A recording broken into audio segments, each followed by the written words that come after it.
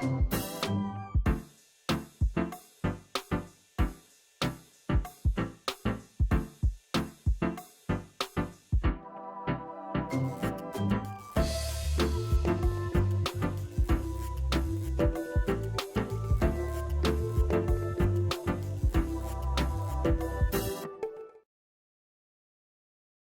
afternoon. Welcome to Washington Post Live. I'm Jonathan Capehart, opinion writer for the Washington Post. He's loved comedy since he was a child, and his life has taken him from Staten Island to the Ivy League to Saturday Night Live.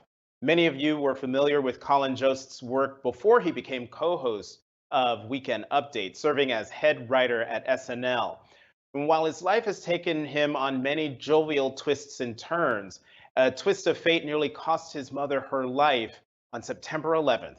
She was the chief medical officer for the New York City Fire Department at the time.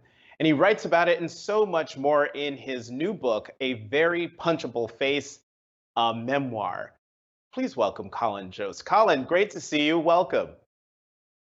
Thank you very much. Great to see you, Jonathan. That was a really cool intro. I've never had anything put together like that. I was better marketing than I could have ever done. So thank you. Hey, look, we're a professional shop here. And Yeah. we're also a news organization. And just before we came on, news broke over Variety. It's a Variety exclusive. I don't have it here in front of me, but I took wild notes as I was told about it. Whoa. Saturday night, there's this report. Saturday Night Live is gonna looking at coming back to the studio to do production, not with a live audience. Do you know anything about this? Is this news to you? What can you tell us? It is news to me. Any update on logistics from the show at this point in the summer, I promise you, is news to me. I'm excited if we could get back in the studio and do it. That would be great. I have no idea if there isn't an audience. I don't know what that will feel like. It may make the space feel very cavernous very quickly, but we'll see. It would be cool if we can even do the show there. Well, I'm glad you brought up the issue of the audience because when the pandemic hit, Saturday Night Live, like a lot of us, had to go through a transition period of how do we do what we do under normal times now that we're all locked down at home. And SNL was able to have shows this past spring. How were you able to pull that off with all of you splattered all over the country or all over the world? I have no idea where anyone was. Yeah, I still don't know where some people are.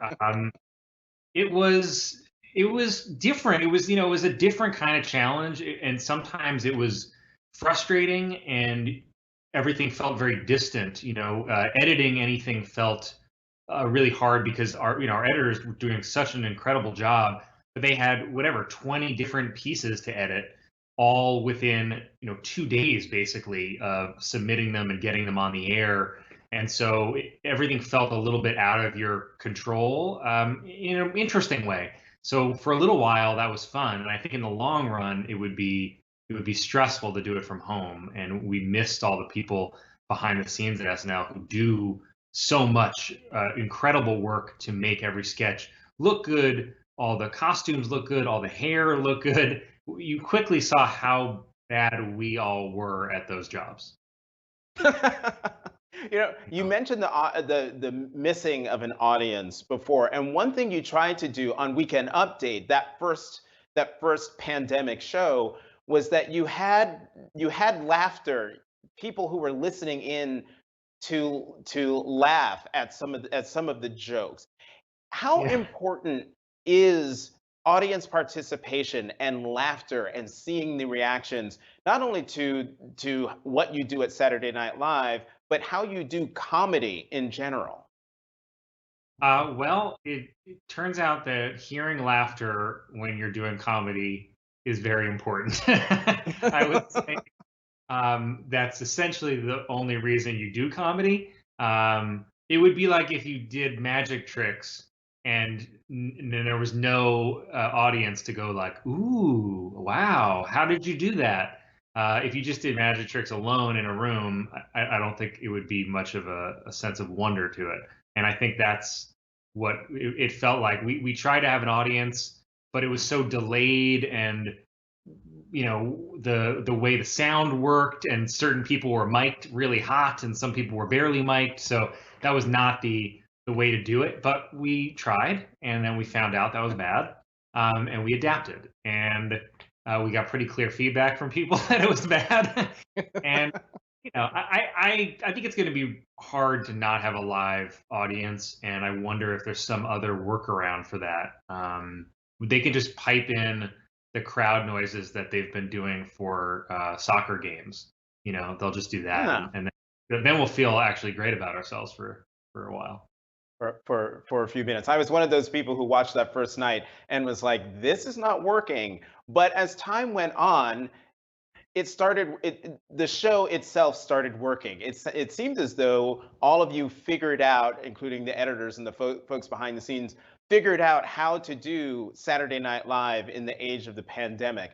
But how did the daily routine change in how you put together that show for pre-pandemic? Things got started on what day? Normally we You start remember? we start. I know what I'm like. What are days?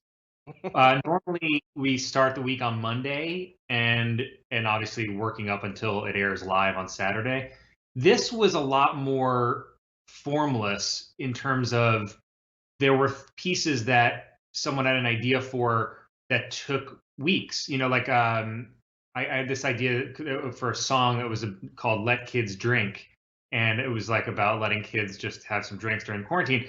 And I'd had the idea maybe the first show of the SNL at Homes, and it didn't actually come together because of music and the right timing of people who were available to film it until the last episode, I think. So things like that had a longer timeline than would be normal at our show. But there wasn't like a clear day. We had a read through every week that I think was even on Monday or Tuesday, which is earlier than normal. But then we didn't, the production was all over the place. Some things were already in production. Some things people quickly did and edited themselves and handed in.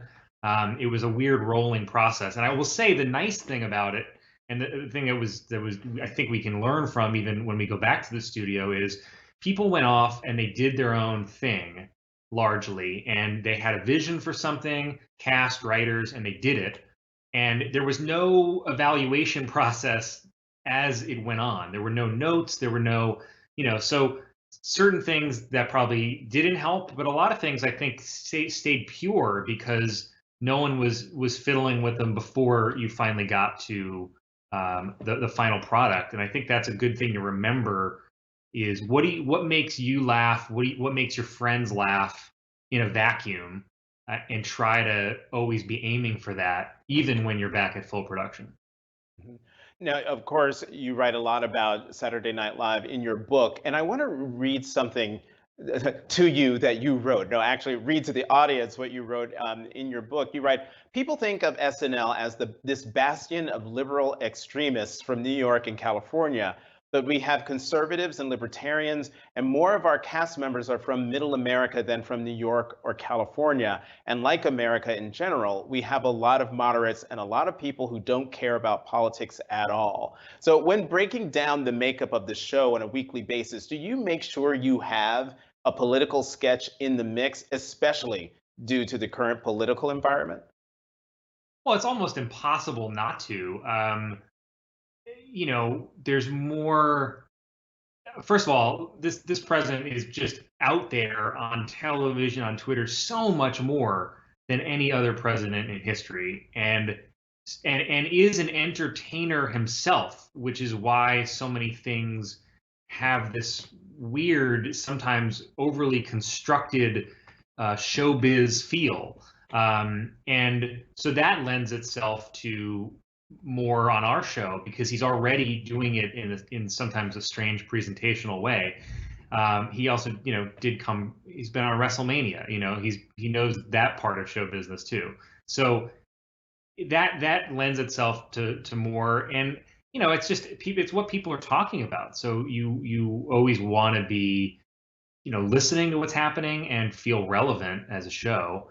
And but there's still lots of, as I talk about there's still lots of people at the show who don't don't care as much or are just bored of politics and want to do other things, other sketches that are really an antidote to that. They want to do things completely the other way that are absurdist or just untethered to anything, because people want to see that too. People want to break from politics as much as they also are curious about it.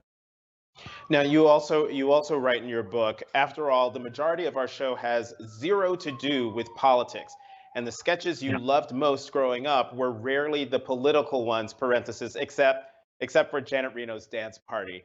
But is this comment really true? And to your point, especially in the last 5 years, is it true that people really don't want to see that the majority of the show isn't political or political comedy?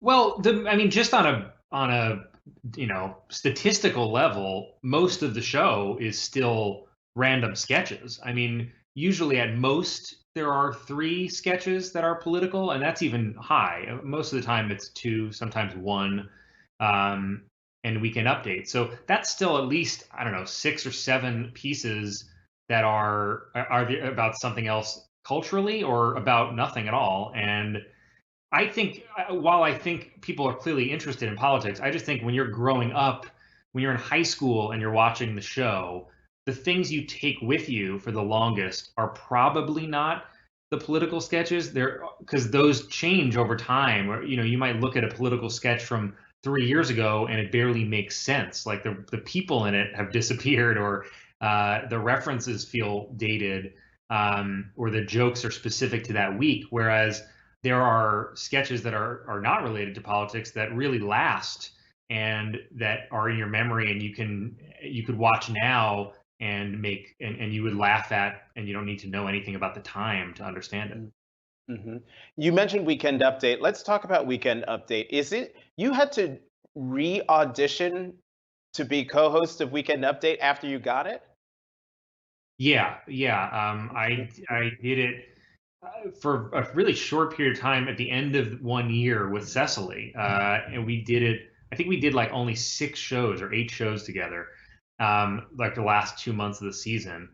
And then there were auditions in the summer, which I thought was a bad sign that I was auditioning for the job I had already previously been doing. But also, I think it was right. I think it was understandable, and I learned and got better even from that auditioning process. And I think we needed to figure out how to do it better, and I certainly had to figure out how to be better at it. So all the criticism that came early on, I don't really begrudge people that criticism, because I felt it myself even at the time of wanting to get better faster and learn it better, and just be more myself on camera, and that took a longer than I realized it would. hmm One of the things I love about Weekend Update is the relationship, or the camaraderie between you and Michael Che. And my favorite thing that you guys do is write jokes for each other that you don't see until you're right there. You are right there on set. And Michael Che almost always, no, always writes a really hard-hitting race-based joke, race-based joke for you.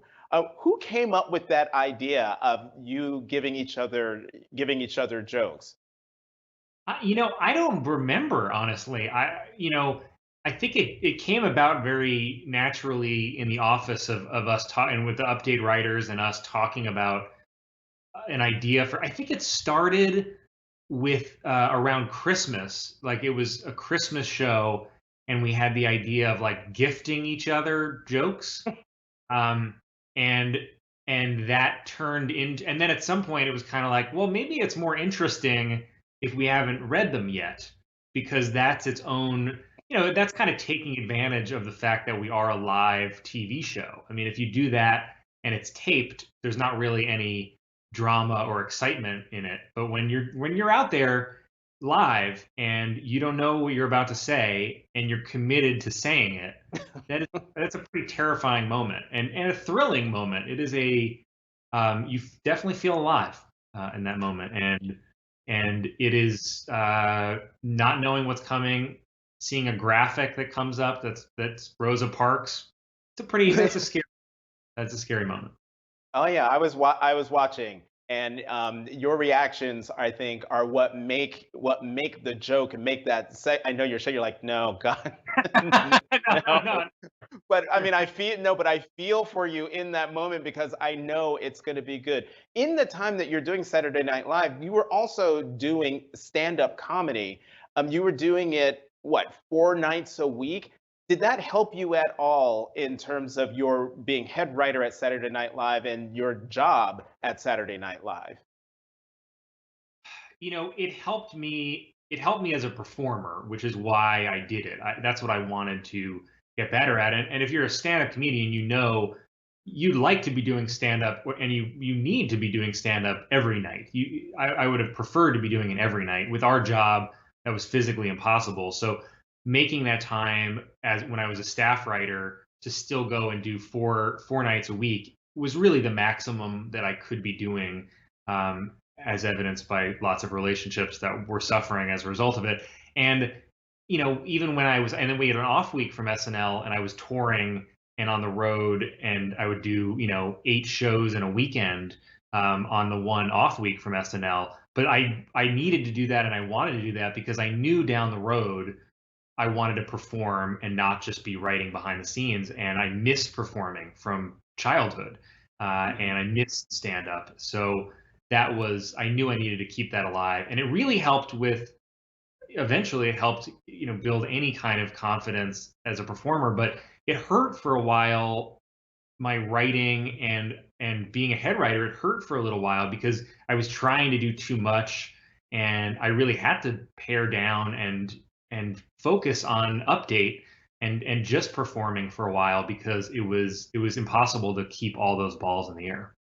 Mhm. Colin, I have a question here from Greg Speno from Missouri. He asks, "What are the best and worst things about being an SNL member?" The best thing by far is you're at a job and you're forced to go to a job every day that is full of really funny people. It is it's why most of us got into comedy. When you're around funny people and you're laughing a lot no matter what else is going on in the world, that is a huge relief and a cathartic thing. And it's just makes life so much more fun. There's all these weird stresses of the job and anxieties of the job that never go away, and you never really feel comfortable there. But the thing that you always do feel is someone at work is going to make me laugh really hard today, and that is, I don't take that for granted because that's obviously not most jobs. That I think is the best, and really the friendships that have come from there that I'll have for the rest of my life, are are like miracles, kind of, because you don't know if you'll ever find people that are your people like that. Um, and then the worst thing, I think the worst thing is just getting in your own head all the time and feeling lost and feeling like you don't have confidence, or you're not funny, or whatever you're working on is not good. That judgment that happens every week at our show. So many of your sketches get cut. So many of your sketches die in front of either your audience, your peer audience at the table read, or the live audience at the show, at dress rehearsal. And that's just, you think you figured it out, and then you realize you have not figured it out at all. And that's just hard. And so maintaining that idea of, I want to do what I really think is good work and funny work, and not being swayed or deterred when things don't go well, that's the hardest thing to maintain. In the book, in the epilogue, you write about struggling with whether to stay with Saturday Night Live. I mean, you write, "I'm preparing mentally to leave SNL in the near future," which is a very scary sentence to write, even though it's intentionally vague. And that jumped out at me, especially after your interview with Terry Gross of NPR, where you talked a lot about how it was difficult for you to articulate what's in your head. And so I'm wondering, did you put this in writing about your being trying to get mentally prepared to leave Saturday Night Live because you want to have the conversation, you're trying to have the conversation, but the only way you can get this conversation started is if you put it down on paper to force someone to have the conversation with you. I honestly did not think about that until you just asked me, but I think that's true. I think that's probably why I didn't. I mean, obviously, I thought about that when I was writing that sentence. I thought about it, but I didn't connect it to the beginning of the book where I quote Joan Didion because I thought she had such a great line of that she never knows what she really thinks until she writes it down. And I thought that described so much of how I think about things in life and how I feel about things. You can talk through all these different things, but when you take the time and you write it down, it does force you to kind of consider really what you think about something and how you feel about something. And that, I'm sure, in an unconscious way, I probably wrote that so that I was forcing myself to kind of even have a vague time frame in mind, or to have that conversation with myself and hopefully be less afraid of that decision. We've got about 5 minutes left, and there's so much in your book. There's, being growing up in Staten Island, going to Harvard, being a nerd among other nerds, and the things you went through, being a journalist for a little bit, and you got out. Got out, clawed my way out. And then also, as I mentioned in the intro, your mother having survived, being there at what is now known as Ground Zero and surviving. You write about what you heard about how your mother survived it. And you're seeing her for the first time after that. She drove up to Harvard to see you. Can you talk a little bit about that? It was a moment that I look back on now and understand the power of the moment so much more now than I even did then, because then I was whatever, 18, 19, and you don't, it's so hard to process everything when you're that age, and also how to process how much she held back from me in order to not further traumatize me, and things she didn't share until much later because she wanted me to not to be on my mind in the same way it was weighing on her mind. And she came to visit me. It was the first day off that she had taken from being at Ground Zero or being at the medical office treating firefighters. The first day off she had taken in like 2 months after September 11th, and that she just drove up and surprised me and came up, and it was a really special moment. And she really came, I think, because she needed, as she said, a hug, and I think she needed to feel like that we were still okay, because we hadn't seen each other and hadn't talked really almost at all in that whole period of time. So it was I love that she did it that way. It's very telling of my mom to do it in a surprising way like that and not make a big deal about it, even though emotionally she must have been a wreck, and it must have been such a weird homecoming moment. I remember how much she cried even dropping me off at school, and so to come back and see me in that context must have been pretty heavy. And on a happier note and more fun note, you are engaged to Scarlett Johansson, the actress. Y'all set a date yet? Yes, and I'd like to announce it here on Washington Post Live. And Great. if you mind, I'd love to mention the venue and kind of run through the list, run through some names. You tell me, should they be on the list? Should they keep them or lose them? I'd love to go through it. We're trying to figure something out. I mean, it's right now, it's not the ideal conditions to gather all your elderly relatives.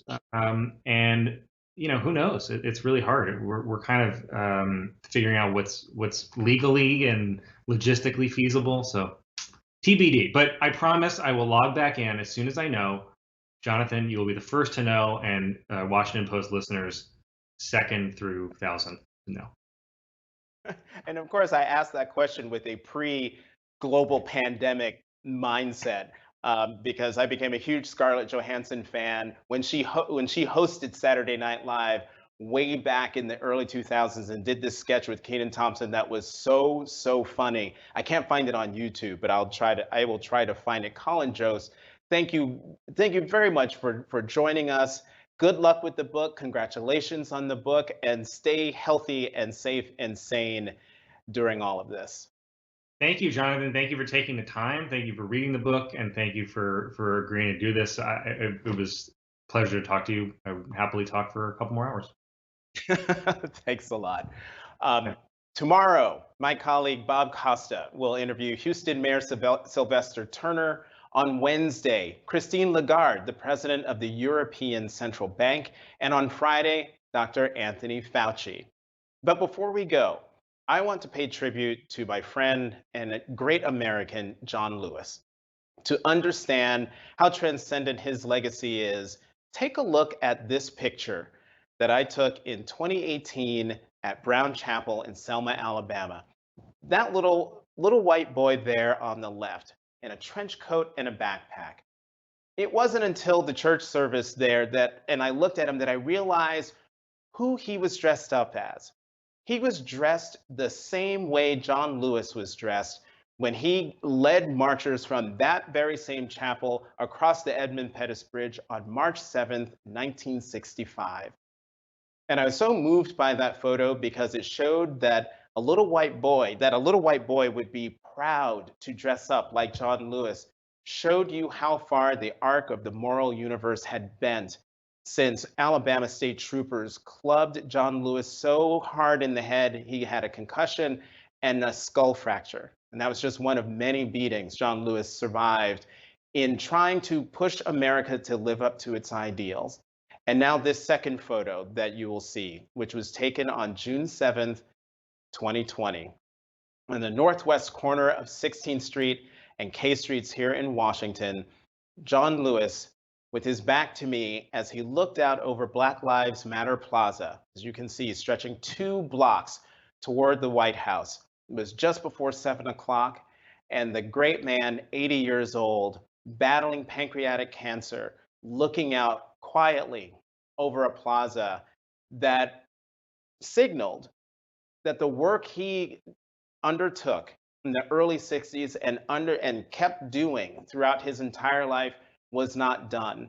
But he did not despair that the work was not done. In fact, he told me in an interview a few days before I took this picture that he was inspired and moved by those demonstrations. And in that interview, I asked him, what advice would you give the young people who are protesting in cities, big and small, all around the country, who might at some point feel disappointed or feel like their goals are thwarted? And he said to me, and I'm going to read this directly, you must be able and prepared to give until you cannot give anymore. We must use our time and our space on this little planet that we call Earth to make a lasting contribution, to leave it a little better than we found it. John Robert Lewis, born in Alabama, represented Atlanta, Georgia in the US House of Representatives. He did exactly that until we lost him on Friday. Rest in peace, John Lewis. Thank you for being here.